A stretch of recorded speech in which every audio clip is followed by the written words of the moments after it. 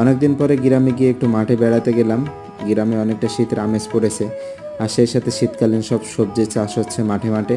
তা মাঠে গিয়েছিলাম মূলত পুঁইশাক তোলার জন্য। ভাবলাম গ্রাম থেকে যেহেতু চলে আসবো, সেহেতু আসার সময় কিছু পুঁইশাক সাথে করে নিয়ে আসবো।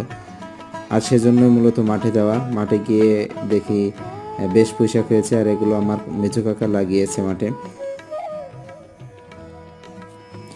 আমি যখন পুঁইশাকগুলো তুলছিলাম তখন প্রত্যেকটা পাতায় শিশিরের কণা জমেছিল, যে কারণে এগুলো তুলতে গিয়ে আমি প্রায় ভিজে গিয়েছিলাম। তবে যাই হোক, পুঁইশাকগুলো ছিল একেবারে তাজা, তরতাজা এবং টকটকা। নিজেদের ক্ষেতে চাষ করা সবজি খাওয়ার মজাই কিন্তু আলাদা।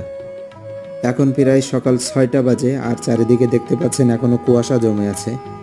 যাই হোক, এগুলো আমার এখন কাটা শেষ। এগুলোকে আমি কেটে কেটে আলের উপরে রেখেছিলাম, এখন সেগুলোকে সব তুলে সুন্দর করে গুছিয়ে নিচ্ছি। এরপর এগুলোকে বাসায় নিয়ে গিয়ে খুব সুন্দর করে ধুয়ে নিব।